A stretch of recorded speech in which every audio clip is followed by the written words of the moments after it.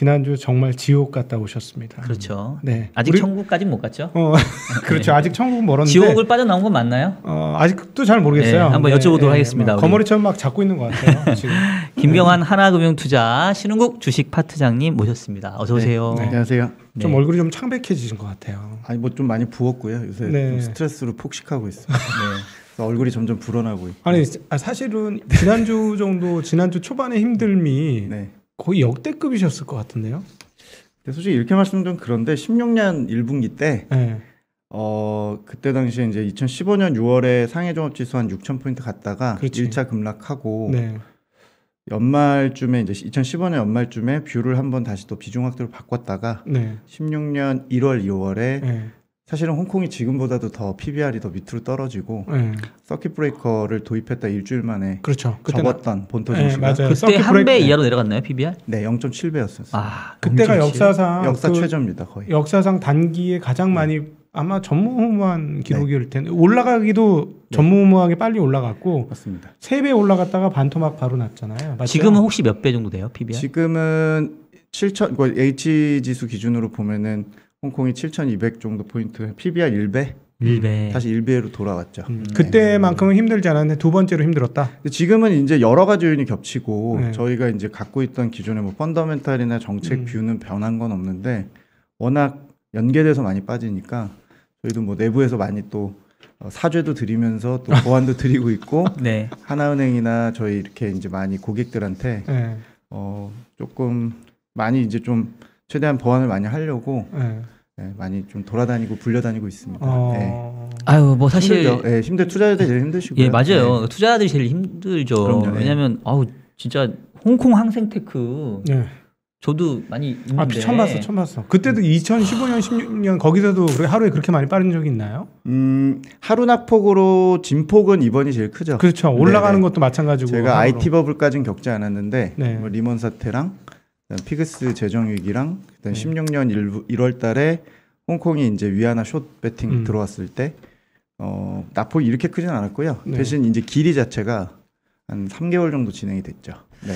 자 이제 뭐 서로 힘든 얘기는 충분히 했으니까 이제 중요한 거는 뭐 여전히 힘들어하시는 분이 저를 포함해서 많이 있으니까 저도 이제 퇴직연금 쪽 그 ETF 투자하는데 홍콩 항생테크 너무 장난 아니야 지금. 그래서 저도 너무 힘든데 찬찬히 한번 짚어보시죠. 예. 일단은 이제 지난주에 사실은 이 중국발 악재의 가장 큰 원인이 락다운 아닙니까? 그죠? 이거 락다운 어떻게 봐야 됩니까? 이게 뭐 좀 풀릴 기미가 있을까요? 락다운 자료를 이번 주 위클리로 썼는데요. 그러니까 이번에 이제 중국하고 홍콩 증시 급락하면서 저희가 이제 좀 더 과소평가한 부분이 있다면 반성하는 것 중에 하나는 당연히 이제 락다운 관련해서 조금 더 어떤 임팩트가 크다는 부분도 있을 것 같고요. 러시아 쪽에서 이제 이슈로 이제 외국인 이탈하는 거야 뭐 대외 요인이라고 치더라도 펀더멘탈에 영향을 제일 많이 주는 거 이 락다운 이슈니까 락다운에 대해서 조금 더 시장이 좀 부정적으로 좀 반응을 한 부분도 있는 것 같고요. 그래서 그 락다운에 대해서 조금 더 좀 자세하게 말씀을 좀 드리려고 하는데 제가 그림 몇 가지 가져왔는데 좀 띄워놓고 중간중간에 좀 보여드리면서 말씀 좀 드리겠습니다. 중국이 지금 확진자가 이슈 1번의 왼쪽 그림 보시면은 그림이 이제 워낙 치솟아서 이제 조금 헷갈리실 수 있는데 지난주 기준으로 그냥 주간으로 일평균 한 3,500명 정도 그리고 중국의 32개 성 중에서 대략 한 20개 성 정도씩 평균적으로 발생하고 있습니다. 이미 나온 확진자가 나온 거는 32개 중에서 28개 정도 성이니까 거의 모든 성이 나왔다 보시면 되고 평균적으로 지금 나오는 것들은 그렇게 봉쇄를 하는데도 불구하고 일단 3,000명 정도 안팎으로 나오고 있고요. 아직 감소세 전환했다고 보기는 어렵습니다. 뭐 저희도 오미크론 겪었습니다만 이게 통제가 쉽지 않죠. 그래서 락다운이 들어간 도시는 시장에서 제일 충격을 준 건 뭐 아시는 션전시, 심천시하고 상하이 그리고 지린성이라고 해서 이제 길림성이죠. 그쪽에서 제일 많이 이제 비율을 차지했기 때문에 이제 이쪽의 도시들을 좀 셧다운 조치가 좀 들어간 상태고 사실은 중국에서는 완전 봉쇄는 아니기 때문에 세미 락다운이라는 표현을 좀 써요. 그러니까 락다운인데 인구 예를 들어 배달이 오거나 기본적으로 이제 어떤 확진자나 밀접자가 나오지 않은 어떤 아파트나 이런 경우는 산책이나 이런 거 나갈 수는 있으나 기본적인 이제 식료품이나 이런 것들을 할 수 있는 일부 아주 제한된 그런 세미 락다운이라고 표현하고 있는데, 보시는 이슈 2번에 이제 그림의 오른쪽에 보시면 지금 중국의 도시별로 이제 도로 혼잡 지수 이런 데이터가 있는데, 지난 3년 대비 추세에서 이제 3월 달에 혼잡 지수가 이렇게 큰 폭으로 떨어지니까 도로 교통이나 사람들 이동이나 이런 것들이 극히 이제 제한되고 있는 지표들을 저희가 지난주에 이제 바로 확인을 하고 있어서. 저건 락다운 했다는 증거잖아요. 네, 락다운 했다는 증거죠. 예, 한산해진 거니까. 네네네, 한산해진 거죠. 그래서 주요 도시들 저희가 체크해 보면은 지금 락다운 했다는 도시들은 기존 추세 대비해서 한 30에서 한 50% 정도 이동이 줄었으니까 당연히 이거는 3월 달의 데이터로 이제 경기에 충격을 주는 이슈가 될 거로 생각을 좀 갖고는 있습니다. 근데 그 부분에서 한번 정리하고 넘어가야 될 것 같은데, 중국 입장에서 생각하는 락다운, 그리고 외국 사람들 입장에서 보는 락다운이 조금 뭔가 시각차가 있는 것 같아요. 그래서 네. 지금 분위기는 우리가 보기에는 저게 락다운이지, 뭐 성과 성까지 이동하려면 뭐 일주일 격리해야 되고 하는데, 같은 나라에서도 쉽게 얘기해서 경기도에서 서울 들어오는데 일주일 격리할 것 같으면 저 같으면은 아예 서울 출근이 불가능하거든요. 그런 식인데, 저쪽 입장에서는 이거는 정말 완전한 락다운 아니야. 이거는 우리는 반밖에 아닌 거야. 이렇게 얘기하는데, 그거를 조금 우리하고 개념 차이를 좀 설명해 주시면 좋을 것 같아요. 그러니까 지금 그 각도기님이 얘기하신 우리나라와 좀 다른, 대한민국과 다른 어떤 락다운 아니냐라는 거는, 최근에 나온 지침 전까지는 중국이 우리보다 뭐 강도로 정확히 할 수는 없지만 몇 배 정도 더 이동이 제한이 걸리고 생활 자체가 어렵고 생산이 제한되고 출근이 제한되는 그런 게 맞고요. 이제 시행 초기라서 제가 아직은 이제 검증을 좀 더 해야 되지만, 지난 16, 17, 18일 연달아서 당국의 지침이 바뀌고 있고, 바뀐 조치를 제가 이제 저희도 겪었기 때문에 이제 대조를 좀 해보면, 격리 기간, 그 다음에 키트가 처음 나와서 어떤 식으로 이제 시행돼서 본인이 정상생활 할 때까지 기간이냐 이런 것들은 작년 하반기쯤에 대한민국이 좀 확진자가 많이 늘어났을 때, 오미크론 변이와 델타가 이제 섞이려고 하는 시점의 강도 정도로 지침이 나와 있습니다. 그래서 저희 이번에 위클리의 이제 결론은 무조건 낙관할 수는 없지만, 기본적으로 기존에 했던 방역 대비해서는 얘네가 약간 공존을 선택을 했고, 16일 날 정치국 위원들이 이제 25명 정도 서열 랭킹 제일 높은 분들이 모여서 하는 회의가 있는데, 그걸 직접 이제 시 주석이 주재를 하면서 뭐라고 얘기를 했냐면, 경기 피해는 당연히 최소화시켜야 되는 방향이고 효율적인 이제 그 방역을 하자라는 건데, 그 얘기는 계속 했어요. 근데 이제 이번에 좀 강조된 거는 경기 피해를 막겠다는 부분이 상당히 중요한 목표처럼 얘기를 했고, 그날 밤 바로 락다운 한 지 6일 정도 된 심천시가 예를 들어 이제 9개 구 정도 있는데, 구 중에서 확진자가 제로 코로나라고 본인들 기준에 부합하는 그 몇 개 구, 4개 정도 구는 이동 제한을 풀겠다.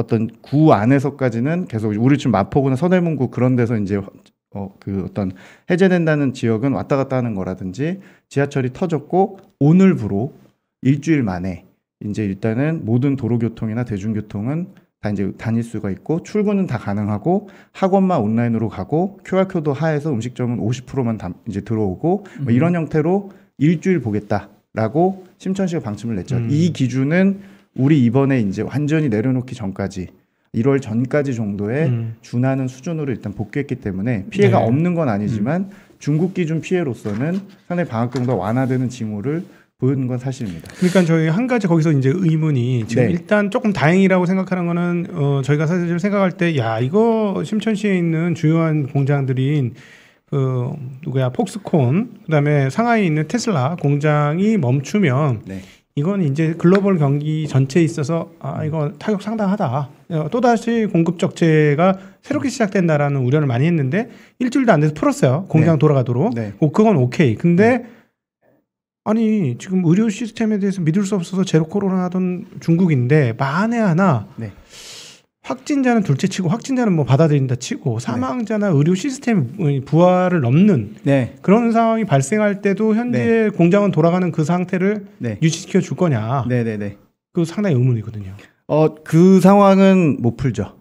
그러니까 중국은 지금 병행한다는 의미가, 기본적으로 확진자가 지금 3,000명이나 10,000명, 혹은 본인들의 현실에 맞춰서 지금 통제할 수 있는 수준이라면 유지를 해보겠다는 거지, 우리나라처럼 지금 막상 몇십만 명씩 나오는 그쪽의 비율로 봤을 때는 몇백만 명이 나올 수 있는 상황까지 가면은 그때는 동시다발적으로 셧다운 해야 되는 겁니다. 그러니까 그 위드 코로나 자체의 선언은 전혀 아니고요. 중국이 지금 제로 코로나를 일반적인 기준보다는 봉쇄를 좀 강하게 했지만 과거보다는 짧고 유연하게 하겠다는 건 확실한 것 같고, 예를 들면 12월에만 해도 저희 반도체 난리 났던 시안시의 경우에, 서안시 경우는 최종 제가 계산해 보니까 3주를 좀 넘었더라고요. 완전 봉쇄를. 도시가 아예 그냥 집 밖을 못 나가고 공장이 가동이 중단되는 사태가 3주에서 4주까지 거의 갔었는데, 그렇게는 못하겠다. 일주일 정도 끊어서 하더라도 이제 상황을 좀 보고 막겠다는 거고, 제가 오늘 도표, 장표를 갖고 온 것 중에 홍콩을 갖고 왔어요. 이제 잘 아시겠지만 홍콩이 2월부터 해서 3월까지 홍콩 증시에 취약했던 요인 중에 저는 그 락다운 공포도 있었다고 보거든요. 그 홍콩은 생각지도 않았던 본토에서 와서 갑자기 락다운 하겠다고 하는 공포가 있었다고 보는데, 홍콩이 될 거냐 대한민국, 싱가포르이 될 거냐라면 지금 중국이 위드 코로나를 하게 된다면 확실히 홍콩처럼 될 가능성이 높죠. 왜냐하면 저희가 확인할 수 있는 병상 확보수, 그 다음에 3차 부스터샷 접종률과 특히나 위중증이나 사망자를 많이 유발시키는 60세 이상의 접종률이나, 뭐 제가 백신의 물백신의 논란이 이런 건 제가 차치하더라도 접종률로 보더라도 홍콩과 좀 비교해 보면은 본토의 위정자들이나 당국자들은 이거는 홍콩 꼴이라면 좀 그렇죠. 홍콩의 그런 정말 치명적인, 정말 불행한 상황이 본토에 올 수 있겠다는 생각이 당연히 들 수밖에 없는 상황이기 때문에 제로 코로나는 현실적으로 지금 형태로는 하는데, 과거에 이제 중국이 했던 2년 동안의 방식으로는 경기가 더 안 좋아지니 그거에 대해서는 유연하게 짧고 치고 최대한 중국의 그 어떤 행정력을 믿어보겠다라는 건 사실이고요. 풀어서 치료로 가겠다, 병실 확보로 가겠다는 거는 제가 계산을 해보니까 3개월 정도는 필요합니다. 그러니까 지금 접종률을 끌어올리는 수준이 대한민국 수준까지 가야 되고, 병실 확보 수는 사실은 대한민국 수준까지는 3개월 안에 어떻게 확보한다 치더라도 인구 대비 미국이나 선진국 대비해서는 또 턱없이 부족하기 때문에 현실적으로는 아시아 정도만 따라가는 것도 3개월 정도의 시간이 사실 필요하기 때문에 3개월의 시간을 끄는 동안 경기 부양을 더 하면서 한쪽에서는 작년처럼은 안 하겠어라는 게 지금 현재 지침이라서, 제가 아까도 말씀드렸지만 이게 될지에 대해서는 의구심을 갖고 저희가 보는 게 타당할 것 같아요. 네. 제가 그 그림 몇 가지 갖고 왔는데, 홍콩이 이번에 락다운 우려까지 생길 정도로 치명적으로 정말 불행해진 이유는 그 이슈 3번과 4번에 제 그림을 좀 띄워놨습니다만, 왼쪽에 3월 15일 기준으로 100만 명당 사망자 수가 263명, 7일 평균 정도로 보는 데이터인데, 260명을 제가 이거를 홍콩 상황을 이제 굉장히 글로벌 탑 수준으로 제일 안 좋은 상황이고요. 제일 많죠. 반면에 이제 밑에 보시면은 글씨가 좀 작습니다만 미국이나 사우스코리아도 있고 싱가포르 뭐 이렇게 있죠. 중국이 어디에 있을 거냐가 제일 중요한데, 제가 볼 때는 홍콩의 가능성이 좀 높죠. 왜냐하면 중국이 동부연안이나 도시들이 밀도가 홍콩만큼 높은 편이고, 기본적으로 홍콩이 이렇게 된 이유는 이슈 4번의 이제 그림의 오른쪽에 보시면은 나이 드신 분들이 이 접종을 많이 안 했습니다. 네. 부스터샷 접종률이 뭐 현격히 떨어지는데, 제가 그 중국도 좀 비교를 해봤어요. 기본적으로 이제 고령자들 데이터는 아니고 이슈 5번하고 6번은 왼쪽은 홍콩이고 오른쪽은 본토의 이제 그 1차, 2차, 3차 접종 비율인데, 제가 아까도 말씀드렸지만 접종의 실효성이나 어떤 신뢰도를 제가 말씀드리는 건 좀 어렵고, 기본적으로 30% 혹은 35% 정도로 저희가 중국은 추정을 하고 있습니다. 그러니까 정부에서 발표하는 건 40%가 거의 됐다고 얘기를 하고 있지만, 제가 보기엔 40%라고 지금 얘기하는 데이터는 거의 없고요. 실질적으로는 35%에서 40% 정도 나오니까 3차 부스터샷 접종률이 홍콩처럼 높지 않고 고령자도 높지 않다고 당국자가 얘기를 하고 있는 상황에서 이걸 푼다는 거는, 만약 100만 명당 아까 260명 정도 사망자를 중국에 대입을 하면, 한참 오미크론이 피크인 경우에 가정을 하면은 거의 한 달 가까이가 매일 사망자가 10만 명, 20만 명 단위가 나올 수도 있기 때문에, 이거는 중국 입장에서는 최대한 시간을 끌면서 접종을 하고 병실 확보를 해야 되는 거고요.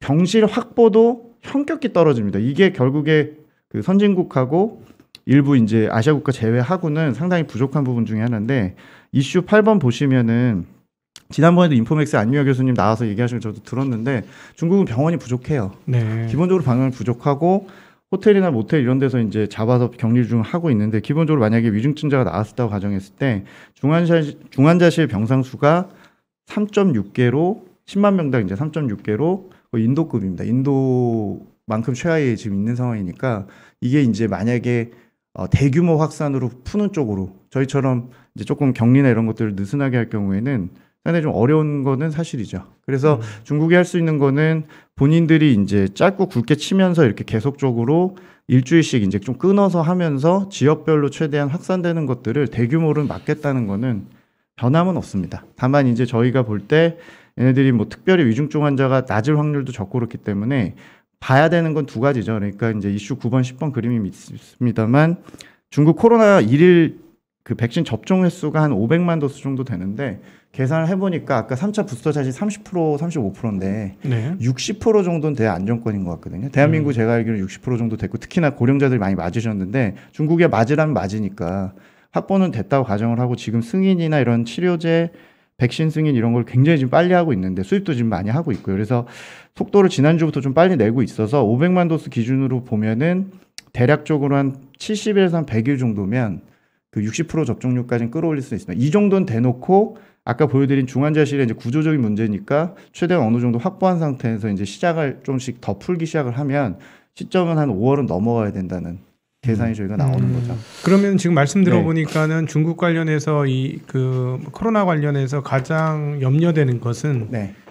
막긴 막았는데 오미크론 최근에 우리가 한국에서 확산 속도를 보니까 정말 무서운 확산 속도인데 만에 안에 속도가 엄청나게 중국 정부가 생각하는 것보다 빠르게 확산이 될 경우에는 네.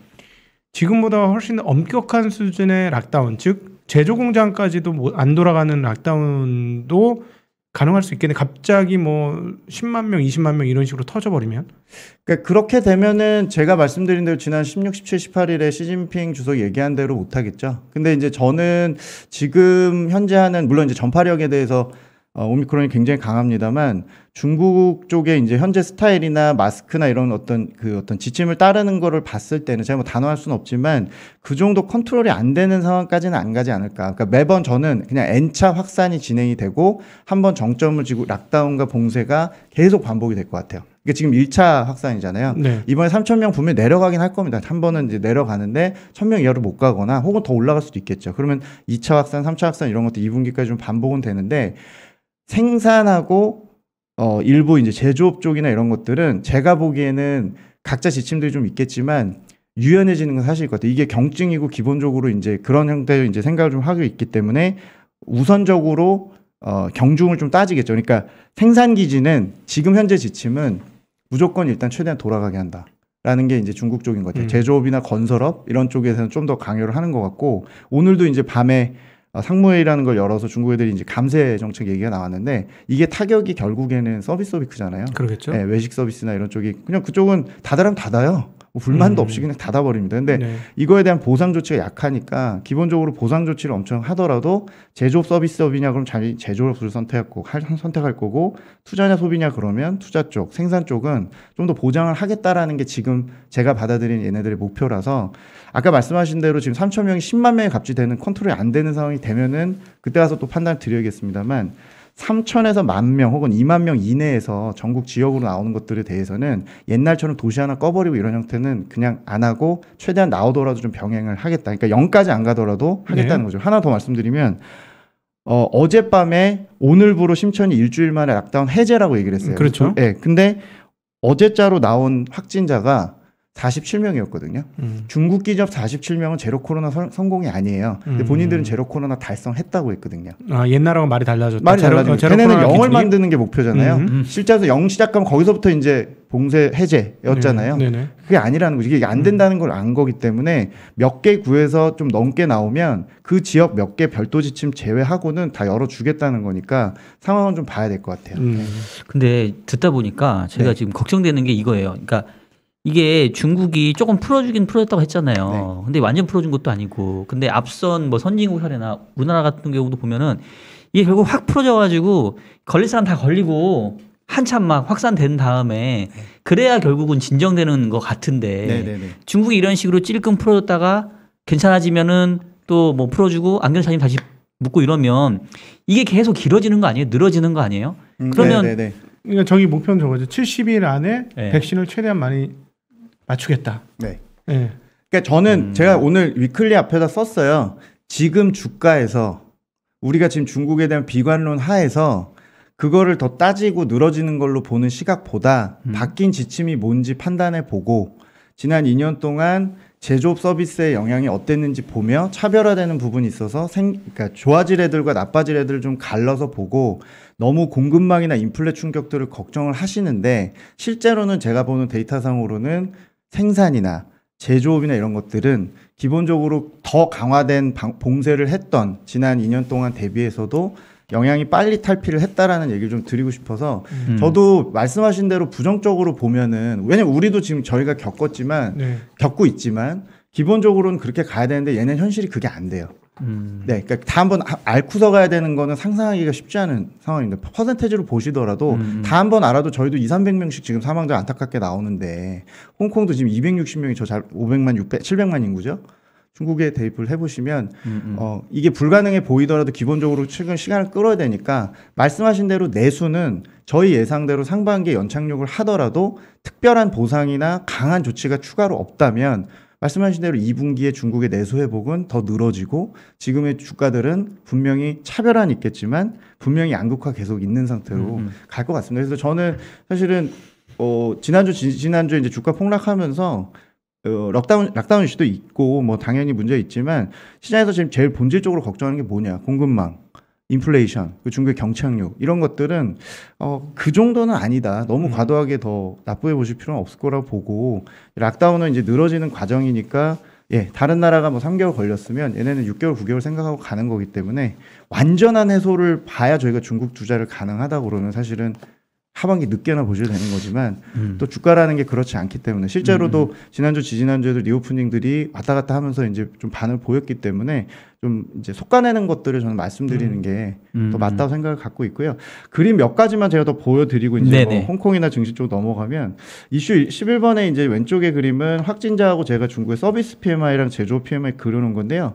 지난 2년 동안 확진자가 늘어났을 때 물론 지금과는 좀 비교하기 없는 숫자 자체가 이제 워낙 지금이 많지만 그때 당시 강력 강도가 지금처럼 완화되지 않았던 굉장히 강화된 방역이라고 가정했을 때 비슷하게 경기가 다 빠진 것 같이 보이시지만 저희가 보는 생산과 PMI 지표나 세부 지표를 보면은 PMI 쪽에서 제조업은 빨리 탈피를 했습니다. 기본적으로 생산활동이나 이런 것들도 우리가 이제 우려했던 반도체나 특정 업종들의 이슈는 있었지만 대부분은 2~3주 정도면은 생산이나 제조업 쪽에 이제 그 회복은 좀 빨랐다는 부분 말씀드리고 반대로 이제 서비스업은 그 충격이 좀 오래 가고 좀 더 지속되는 경향을 좀 가졌기 때문에 첫 번째 시사점은 저희는 이제 경기에 대해서 말씀을 좀 드리면 1분기가 중국이 경기가 바닥이 맞는데 여기서 2분기에 더 내려갈 거냐에 대한 예측에 대해서는 저는 아닐 가능성이 높다고 생각을 갖고 있습니다. 일단 1, 2월 지표가 중국이 이제 나쁘지 않게 나왔는데 그 나쁘지 않다는 의미는 지난 하반기부터 이제 떨어지는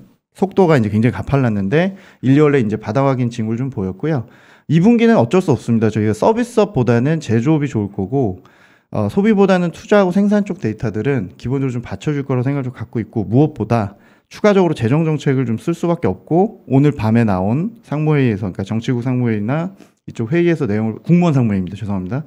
그 감세 정책을 굉장히 디테일하게 많이 냈거든요. 그래서 일단은 보상을 좀 하면서 최대한 완충하겠다. 그래서 저희 그 생각의 첫 번째는 경기 자체에 대해서 여기서 더 내려간다는 쪽에 굉장히 과도하게 보실 필요는 없고요. 특정 산업 쪽에 좀 더 몰릴 가능성이 있다는 부분. 그리고 공급망 걱정들 많이 하세요. 그래서 제가 공급망에 대해서는 중국이 좀 버퍼가 있다. 그러니까 공급망에 대한 얘기를 드리려면 작년에 저희가 중국에 있었던 일을 좀 회고해 보면 3분기에 난리가 났죠. 뭐 연료탄 폭등하고 가동률 이제 셧다운 얘기, 그러니까 전기가 부족하다, 혹은 전기를 끈다 등등등으로 인해서 상품 가격 굉장히 통제가 안 되는데 올해 중국이 좀 버퍼가 있는 게 있다면 가동률을 지금 제한하는 요인들을 다 푸는 거죠.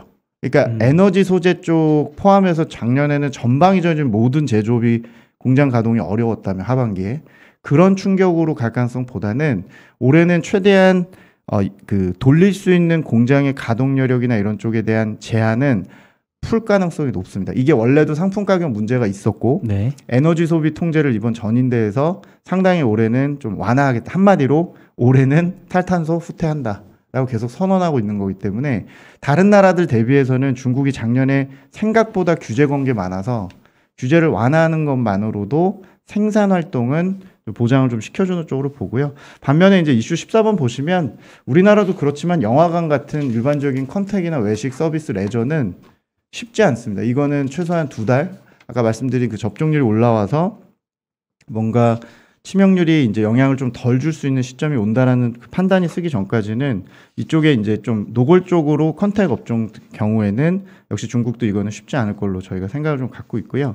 그리고 하나 마지막으로 말씀을 좀 드리면 중국이 지금 소비 경기가 1, 2월에 바닥은 찍은 것 같습니다. 근데 1, 2월 데이터에 대한 논란이 많아요. 중국 애널리스트들도 실제 뭐 건설 데이터가 너무 잘 나왔고 시멘트는 되게 나쁘게 나왔는데 예를 들어 뭐 인프라 투자는 너무 반등을 하고 또 소비 데이터도 1, 2월에 너무 좋았다라고 그래서 3월, 4월은 봐야 된다는 의견이 많고 3월은 당연히 이번 이제 이슈가 영향을 더 받은 달이 되겠죠. 근데 저희가 보기에는 중국의 소비가 제일 지금 늦게 회복을 하고 있는 단계였었는데 2분기에 저희 생각에는 더 내려가기보다는 횡보하는 정도로 1, 2월의 바닥 정도가 상반기에 일단은 그 작년 하반기부터 떨어진 거는 바닥 확인을 좀 하지 않겠나라고 좀 생각을 좀 갖고 있어서 그 3월 데이터는 이미 좀 나쁠 걸 감안을 좀 하고 있고 4월, 5월 달에는 이제 부양했던 효과들이 좀 작용이 되는지를 이제 소비재 쪽 이런 쪽에서 좀 보실 필요가 있고 소비 심리 이런 것들 데이터들도 바닥은 좀 1, 2월에 친 게 아니냐 이렇게 생각을 저희가 데이터로는 확인을 좀 하고 있어서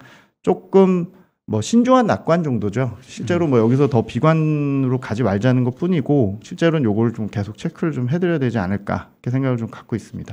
그러니까 제가 지금 이해하기로는 지난주에 주가 하락은 그렇게까지 과도할 필요는 없다 그렇게 들리는데 근데 거꾸로 그렇다고 해서 뭔가 업사이드로 뭔가 볼만한 포텐셜도 지금 잘 안 보이는 그런 느낌이거든요. 네네네.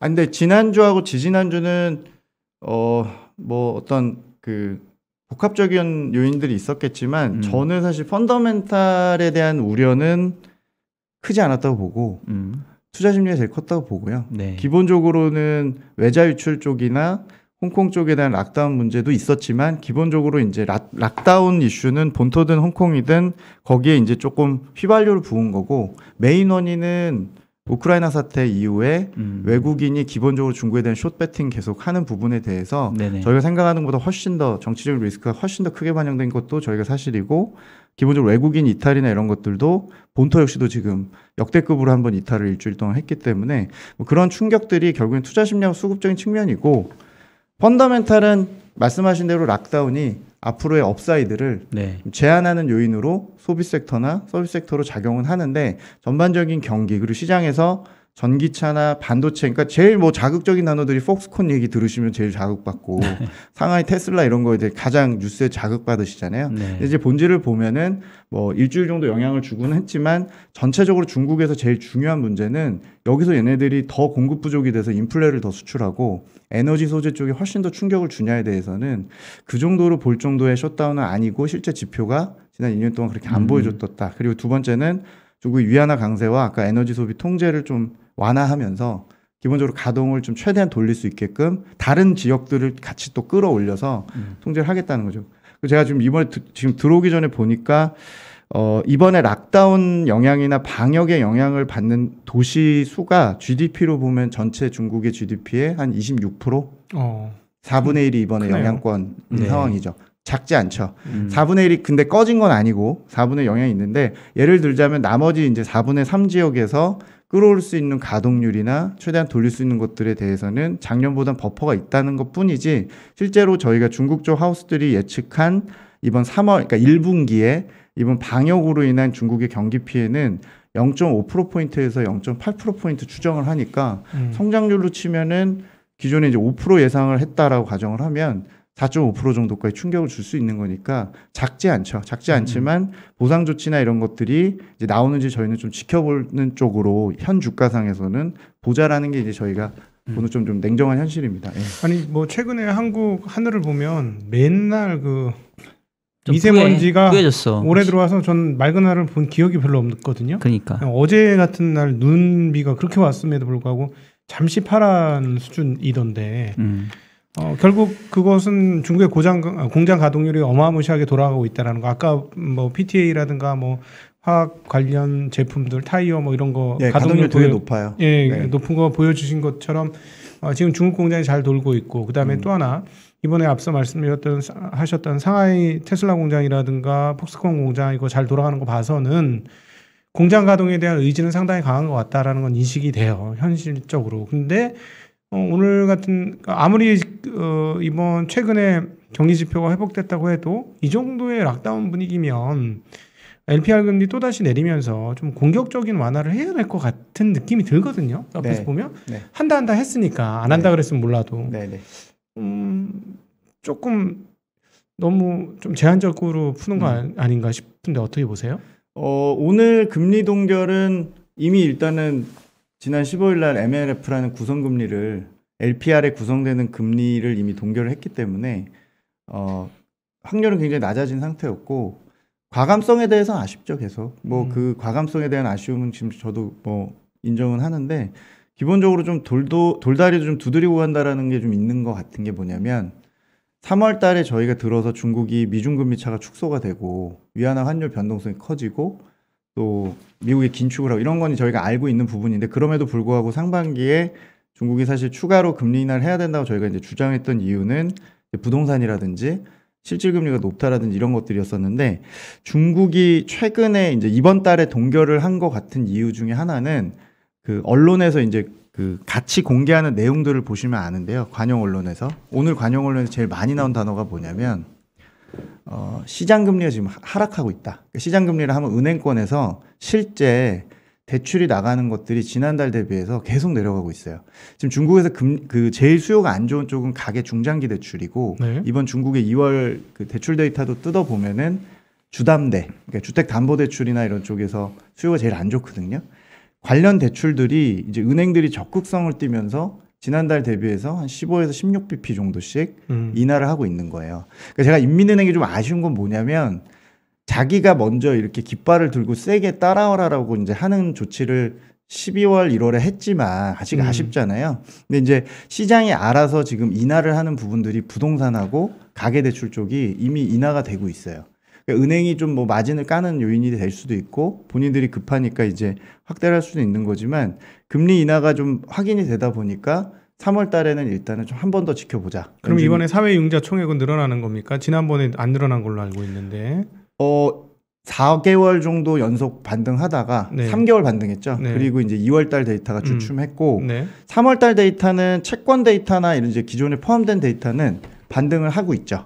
다시 사회융자 총액이 늘어난다. 유동성이 늘어나는 거죠. 근데 은행은 창구에서 지금 어떻게 나가는지 모르겠는데 기본적으로 수요가 나쁘니까 경기가 지금까지 둔화됐었으니까 아마 이제 그 부스팅을 시키는 초반에는 대출이 뭐 왔다 갔다 할 수 있겠죠. 근데 저희 예상은 3월 달은 반등을 할 걸로 보고 있는데 기본적으로 제일 중요한 건 부동산에 대한 수요가 각 은행들이 지금 급해졌다는 거예요. 그래서 예전에 이제 중국 가시면은 주택담보대출 한번 실행되려고 그러면은 6개월, 1년도 걸려요. 근데 지금 최근에 실행 그 개월 수가 그러니까 관영 언론이 밝히고 있는 거예요. 일부러 자기네들 이런 걸 포인트를 보여주고 싶은 건데 한 달로 단축됐고 금리가 계속 인하되고 있다는 거죠. 그래서 저는 일단 중국이 시장 금리를 한번 인민은행이 확인하고 하게 된다면 저는 이제 추가로 한다고 가정한다고 그러면 3월은 확인을 했고 2분기에 추가로 더 할 수 있다라는 의견은 계속 유지는 하고 있습니다. 그리고 실제로 더 필요하고요. 그래서 뭐 말씀하신 대로 좀 아쉽고 과감성이 떨어진다는 것도 인정하는데 연준에 대해서 생각보다 중국 인민은행이 조심스러울 수도 있는 거고요. 뭐 아쉽지만 그렇게 지금 돌아가고는 있지만 그래도 중국 정부가 이걸 현재의 어떤 상황을 되돌리는 노력에 대해서는 좀 더 지켜보자 이런 생각입니다. 그 사실 뭐 투자 관점에서 보면은 그 홍콩 증시가 조금 본토보다는 좀 연결된 게 많은 것 같은데 또 최근에 기사를 보니까 지난주에 한참 홍콩 증시 빠질 때 국내 개인 투자자들이 또 홍콩 증시 투자를 많이 늘린 걸로 제가 그 기사를 본 것 같은데 지금 아까 이제 뭐 PBR 한 배도 깨졌다고 말씀하셨는데 이거 업사이드가 안 보일 때는 사실은 이 지지선이 어느 정도인지를 또 이렇게 저희가 짚어보는 것도 좀 의미가 있잖아요. 그 수준을 조금 우리가 알 수 있는 뭐 그런 비교 사례가 있을까요? 제가 이제 뭐 하단 추정이 요새 의미가 있나 싶긴 하지만 그 저희는 해야 되는 직업이고 일이니까 하단을 저희가 2주 전에 이제 홍콩 자료를 내면서 이제 추정했던 걸 잠깐 보여드리면은 그림을 조금 띄워주시면은 이게 뭐 PBR 밴드입니다. 저희 뭐 저점 추정할 때 PBR을 많이 쓰고요. 저희가 그 자료를 낼 때 하단을 이제 6,800에서 죄송합니다. 이게 항생 H 지수 기준입니다. 우리나라 ELS나 이런 상품들이 많이 설정이 된 걸 기준으로 해서 네. H 지수가 상징성이 높아서 제가 H 지수가 아주 추정을 많이 하고요. 각각의 이제 그 PBR 1배가 깨졌던 사례가 지난 2008년에 리먼 사태 당연히 깨졌고, 2011년에 피그스 유럽 재정위기 때 깨졌고, 2014년에 미국이 긴축한다고 하면서 중국 부동산이 14, 15년에 저희가 지금보다 더 위험했다고 저는 보는 그 시기에 한번 깨졌고, 제일 많이 빠진 이제 역대 저점이 2016년 1분기, 정확히는 2월, 3월 사이인데 이때 당시가 0.7배, 0.75배죠 정확히는. 그리고 2018년이 무역전쟁 때 후반부에 0.9배, 그리고 이번 이제 팬데믹 때가 0.9배, 그리고 이번이 0.8배까지 떨어졌었습니다. 그래서 제가 이걸 내자마자 낸 다음날 이틀 동안 하단을 6,800에서 7,200 제시했는데 바로 이틀 만에 6,000이 깨지려고 그래서 뭐 심리적으로 굉장히 이제 지옥에 갔었다가 다행히 일단 뭐 류호 부총리 발언 이후에 좀 끌어놓긴 했지만 이건 뭐 아직 다지는 과정이라고 보는데 이거 유심히 보시면 좀 느끼실 수 있는 게 같은 PBR 1배 깨졌을 텐데 지수가 계속 떨어져요. PBR 1배 기준이 계속 1배 지수 단위 10,000포인트였던 적도 있는데 물타기 한국처럼 물타기 많이 됐다는 거 아닙니까? 그렇죠. 7,300, 7,400 이제 주식 수가 많이 늘어난 게 근데 저희가 BPS를 보면은 PBR 추정할 때 이제 그 추정 BPS 같은 걸 보면은 홍콩이 2018년부터 엄청나게 괴롭힘을 당한 게 2018년부터 BPS, EPS가 주식 공급량 늘어나면서 기본적으로 굉장히 많이 BPS가 빠져서 보통 일반적으로 BPS 늘어나야 되는데 그렇죠. 18년 기점으로 많이 빠지고 있죠. 근데 그 포인트로 보자 그러면 지수하단은 PBR이 올해 기준의 1배는 더 올라갈 가능성이 굉장히 높아요. 왜냐면은 홍콩 IPO가 지금 실제로 어떻게 진행되는지는 잘 모르시거든요. 근데 기본적으로 작년이 4년 만에 감소세로 돌아섰고 실제로 작년 하반기부터 주식 공급량은 당연히 분위기가 안 좋으니까 멈춘 거죠. 멈춰서 올해 저희가 추정한 그 중국의 홍콩이나 이런 거 관련된 하우스들 의견을 좀 보면은 올해도 감소세입니다. 당연히 분위기가 그렇고요. 그래서 다행히도 BPS는 올해 추정하는 기준으로 5년 만에 올라가는 걸로 추정이 돼 있기 때문에 같은 PBR 1배로 기준으로 보더라도 8,000포인트 위에 있게 되는 상황이 되는 거는 위안이라고 생각을 하지만 앞으로 길게 보면 홍콩에 대해서 지금도 부정적인 시각이 많으시지만 장기적으로 불안해하실 수 있는 게 이 주식 공급에 대한 부분일 수 있어요. 왜냐하면 홍콩을 누가 보면 포기한다고 보실 수 있지만 그 당국자들은 이미 소기의 목적을 달성하고 있어요. 지난 4년 동안 아까 말씀드린 BPS가 내려간 이 주식 공급량의 부분들, ADR 기업들의 CDR 발행을 통한 복귀의 안착지로서 홍콩 활용, 홍콩의 주식 공급을 본토보다 좀 완충제 역할 등등등으로 인해서 발행 시장에서의 목적은 달성하고 있기 때문에 유통 시장의 고통에 대해서 뭐 나쁘게 말씀드리면은 그건 시장이 알아서 하시고 대신 우리는 주식 공급은 본토하고 이 홍콩 쪽에서 계속 추진을 하는데 본토는 수급이 받쳐줄 주체가 되게 많죠. 들어올 자금이 여전히 많고 근데 홍콩은 아시는 대로 외국인이 원래 60%인데 나갈 돈은 더 많아 보이고 본토에서 내려오는 돈은 왔다 갔다 변덕이 많다 보니 당연히 홍콩을 부정적으로 장기적으로 더 보신다면 그 주식 공급에 대한 부분들이 큰 변수가 될 수는 있습니다. 네. ADR 얘기 나온 김에 지난주에 홍콩 증시 폭락 이유 중에 하나가 미국에서 ADR 중국 기업 상장 폐지한다 얘기 있었잖아요. 그거는 어떻게 지금 그 이후에 어떻게 얘기가 되고 있어요? 지금은 그냥 답보 상태입니다. 그러니까 뭐냐면 홍콩이 이번에 2월부터 어려웠던 거는 저는 2월에 이제 괴담이 돌 정도로 락다운 이슈하고 외국인의 비중이 높지만 아시아에서 외국인 그 비율 중에서 유럽이나 영국계 자금이 많은 특성. 근데 이번 러시아 이슈로 인해서 본진도 털리고 또 홍콩에 대해서 죄송합니다. 중국에 대한 추가 제재까지 두려워한 유럽계 자금 중심으로 이탈이 극심한 시장이 본토보다 홍콩이 훨씬 더 심했기 때문에 사후적인 얘기지만 그쪽이 훨씬 더 많이 유출한 부분이 있었고요. 네. 말씀하신 이제 ADR 이슈는 저는 메인이라고 생각하지는 않습니다. 왜냐하면 이거는 심리가 극악한 상황에서 있을 수 있는 일이라고 보는데 아시는 대로 이론적으로는 이렇게 ADR이 전날 저녁에 빠지고 다음날 홍콩이 폭락한 다음에 똑같이 이제 핑퐁식으로 왔다 갔다 해야 되는 거는 사실은 뭐 그럴 수는 있는데 물리적으로 연결된 시장은 아니잖아요.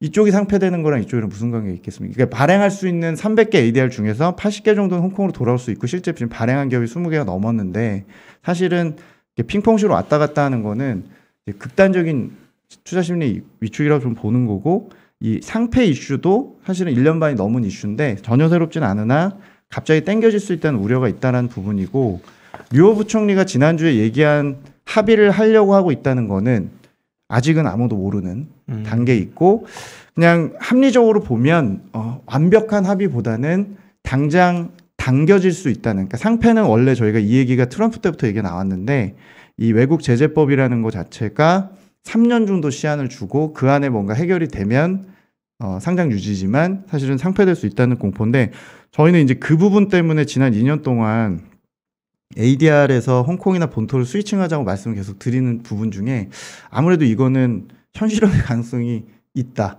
그러니까 미국과 중국이 정치적인 문제가 있다는 걸로 저희가 뭐 배제할 수가 없기 때문에 설사 이번에 류호 부총리가 아무리 끝발이 좋은 분이라고 얘기를 한다고 해도 양쪽의 합의가 아주 깔끔하긴 좀 어려울 걸로 저는 생각해요. 즉 지금 2024년부터 돌아오거든요. 감리 회계나 이런 것들을 이제 중국 기업에 특례를 주지 않고, 처음 니네를 상장시킬 때는 우리 미국 쪽에서 땡겨서 특례 줘서 들어오게 했지만 거의 15년 전에, 지금 이제는 안 되겠어, 지금 구도상 안 되겠다고 한 거고 정상화 시킬게라고 했는데 중국의 입장은 아주 세게 바뀐 게 아니기 때문에 아마도 윗선에서 나선다 하더라도 이번에 리스트에 오른 뭐 5개나 앞으로 나올 몇 개의 기업들에 대해서 원래 원한 대로 2024년 뒤로 좀 미루겠다는 가능성은 있으나 기본적으로는 탈출할 수 있는 혹은 홍콩에 재발행을 할 수 있는 기업들의 대안으로 이동할 가능성이 좀 높다라고 생각을 좀 갖고 있습니다. 그래서 저는 뭐 그 부분은 이제 기술적인 반등이라고 보고, 홍콩하고 핑퐁식으로 왔다 갔다 하면서 이제 하는 것들은 대략 이제 좀 지나고 있지 않나. 그러니까 이제 각각의 이제 펀더멘탈이나 상황으로 좀 더 흘러갈 가능성을 좀 높게 보고 있습니다. 네, 시간상 좀 마무리해야 될 것 같은데 마지막으로 중국과 홍콩 증시에 괴로워하고 있을 투자자분들께 조금 대응 방안, 대응 전략 간단하게 마무리해 주시면 딱 좋을 것 같습니다. 사실 그게 오늘 얘기의 핵심이었는데, 그냥 뭐 결론에 대해서 저희도 워낙 저도 지금 최근 한 2주 동안 벌어진 일들에 대해서 변동성에 대해서는 굉장히 너무 크기 때문에, 근데 뭐 기본적으로 이제 거의 롱숏 개념 형태로 보실 것 같아요. 이제 더 이상 여기서 더 이제 뭐 어떤 탈출 기회를 보셨던 분들조차도 굉장히 좀 힘들어 하시는 상황이니까, 제가 이 상황에서 뭐 비중 확대 기회다, 매수 기회다라고 드리는 거 너무 얄미운 얘기일 것 같은데, 그럼에도 불구하고 지난 이제 제가 좀 이슈 2번이라는 그림 왼쪽에 좀 EPS 추이를 좀 띄워놨습니다만, 본토하고 홍콩이 지난 4년 동안 같은 매출처와 같은 실적을 공유하는 기업들이 상장됐음에도 불구하고 4년간 마치 다른 나라처럼 EPS가 척을 지고 이렇게 따로 가는 거는, 저는 기본적으로 아까 말씀드린 뭐 그 작년과 재작년에 규제 이슈도 있었고, 제조업과 서비스업의 시가총액이 다른 부분도 있고, 구조적인 요인이 있었고, 여기에 이제 외국인 수급까지 겹쳤다고 생각을 좀 갖고 있는데, 러시아 사태가 완전히 본질적으로 지금 끝난 게 아니기 때문에, 그리고 외국인이 제가 저희 중국 애널리스트가 보는 것보다도 훨씬 더 이번 러시아 이슈 다음의 목적지로서 중국을 보는 시각에 대해서는 더 크게 보고 있는 거기 때문에, 홍콩에서 유럽계 자금이 얼마나 더 나갈 게 있는지 혹은 돌아올 여부가 있는지는 제가 장담할 수 없는 문제 같고요. 대신 중국 내에서 하나하나 해결될 것들이 있는지 아니면 더 악화될 것들만 남았는지 좀 체크해 드리면, 즉 멀티플 요인은 상당 부분 일단 반영이 됐다고 저는 가정을 하고, EPS 부분이 개선될 게 있느냐에 대한 부분인데, 락다운에 대한 얘기를 제가 앞에 많이 드리다 보니까 전체적으로 이제 영향이 클 수 있다고 볼 수 있는데, 저희가 소비 경기나 앞서 말씀드린 그런 전반적인 경기에 대한 시각이 상반기에 지난 4반기 대비해서 1Q, 2Q에 이제 저희가 실적이나 포함해서 1, 2Q가 바닥이라고 생각하는 시각, 그리고 두 번째는 자사주 매입이나 작년 하반기부터 IPO 물량 같은 것들이 상당히 축소되면서 지난 4년 동안 구조적으로 중국이 어려웠던 요인 중에 이제 홍콩이 이 공급적인 요인도 상당히 좀 제거가 됐기 때문에, 사실은 굉장히 탄력적인 반등도 할 수 있는, 그러니까 지정학적 리스크 자체가 저희가 어느 정도 수준인지는 저희가 가늠을 할 수 없지만, 이 부분이 완화가 되거나 시장이 적응을 하게 되면은 본질적인 펀더멘탈이나 수급으로 돌아갔을 때는 기회 요인은 여전히 있다는 생각을 좀 갖고 있어서, 저희 고객들에게는 지금 어떤 축소를 더 하는 건 의미가 없고, 항상 H지수를 갖고 있는 ELS 같은 하단이 중요한 고객들에 대해서는 아까 말씀드린 6,800, 7,200 정도를 기준으로 삼고 하단을 지킬 수 있으면 이제 8, 9천 정도의 수준의 이제 반등에 대한 얘기는 드리고 있고, 항생테크 역시도 뭐 공격적인 매수를 하기엔 좀 그렇습니다만 기존에 이제 정리하지 못한 경우에는 지금 홀드 의견을 드리는 게 하반기에 반등의 확률이 좀 높다라고 좀 시각을 저는 얘기를 드리고 있습니다. 네. 오늘 얘기 듣다 보니까 중국이 한국을 많이 따라하고 카피를 많이 하는데 네. 물타기도 따라하네요. 중국이 따라하는 게 아니라 중국에 투자하는 뭐 우리가 하는 거지. 아니 그거 말고 주식시장 자체가 물타기가 되지 않습니까? 발행. 주식을 하도 많이 발행해가지고. 그러니까 뭐 좀 좋은 걸 따라하지. 그러니까. 안 좋은 걸 따라. 참. 그러면 이거 보니까 향후에 ELS, HS 지수에 대해서는 항상 할인을 상당폭 해야 되겠네요. 네. 그러게. 제가 아까 한 몇십 초만 주시면은 그 그림 하나 장표에 그 이슈 9번이라고 해서 오른쪽에 아까 계속 EPS나 BPS 이런 거 떨어졌는데 보시는 건 EPS입니다. 근데 보시면 확연히 항상 H지수 예상 EPS 증가율이 연도별로 보시면은 2021년까지 상당히 이제 지하실까지 가 있는 상황입니다. 그래서 저희가 4년 만에 반등한다고 보는 건 당연히 블룸버그 기준 추정치 기준이고요. 올해 이제 연간으로 보면은 2018년 이후에 이제 처음으로 반등을 하는데 이 반등하는 그 이제 증가율 자체가 10에서 한 15% 정도 예상을 좀 하고 있는데 제가 보기에는 이게 믿을만한 게 기본적으로 EPS들이 작년 재작년에 공동부유랑 플랫폼 규제 겪으면서 상당히 그 홍콩 쪽의 커버리지 애널리스트들이 EPS 추정을 굉장히 보수적으로 이미 해놨습니다. 깔대로 까놔서 이거 자체가 내려가서 이 베이스 하에서 이제 올해 5년 만에 반등을 하는 거기 때문에 사실은 전반적인 상황이 계속 지정학적 리스크가 무조건 제일 중요한 거다라고만 생각하신 투자자들은 지금이라도 사실은 굉장히 더 나쁘게 보셔도 되겠지만 저는 기본적으로는 멀티플 밸류에이션에는 상당 부분 반영이 돼 있기 때문에 뭐 추가 투자 혹은 기존에 갖고 계신 고객들의 경우는 이 부분을 좀 보여드리고 있어요. 그래서 하반기 실적 올라오는 부분들이나 규제에 대한 리스크가 중국 정부가 올해는 기본적으로 좀 안정적으로 끌고 가겠다는 부분들을 좀 그나마 믿을 부분으로 말씀을 좀 드리고 있습니다. 제가 이렇게 질문하면 좀 저렴해 보이긴 하는데 속된 말로 지금 가격대에서는 물타기 하는 게 나쁘지 않다. 저는 뭐 개인적으로는 홍콩만 하면 안 되겠습니다만 네. 중국에 대해서는 뭐 그렇게 좀 말씀을 고객들이 드리고 있죠. 네. 홍콩은 아직은 홍콩에 대해서요. 홍콩은 지금 제가 보니까 홍콩 항생테크 올라간다는 얘기 안 하면 집에 지금 못 가요. 지금 뭔가 물리셨어. 이따가 좀 끝나고. 저도 뭐 지금 뭐 퇴직연금이랑 지금 다 들어가 있어요. 항생테크. 저도 투자 좀. 너무 지금 속쓰려. 퇴직금 많이 물려 들어갔네요. 주변에 제 펀드로 주변에 저희는 가능하지만. 네. 알겠습니다. 뭐 오늘 뭐 예정된 시간이 훌쩍 지나갔는데 뭐 혹시 더 못하신 말씀? 아니요, 다 말씀드렸고요. 뭐 어차피 저야 또 많은 또 욕을 먹고 또 계속 그래도 저는 서비스를 열심히 해드려야 된다는 생각이 너무 안쓰러워요. 열심히 진짜. 하고 있습니다. 이럴 때 애널리스트 너무 힘들 것 같아. 이제 홍콩에 대해서 이제 얘기하다 보니까 너무 안 좋은 얘기만 한 것 같은데 지금 우리 홍콩 여행 못 가죠? 지금 아직 갈라 멀었죠. 오늘 나온 뉴스에 그 해외 입국자들 격리 기간을 7일로 단축했어요. 14일에서. 홍콩은 지금 피크를 지나고 있습니다. 근데 못 가는 거네. 7일. 저희처럼 완전 자유화는 그쪽은 한 달 정도 걸릴 것 같아요. 네, 도시봉쇄도 이제 지나간 거고 이쪽은 이제 끝나가고 있다. 짧고 굵게.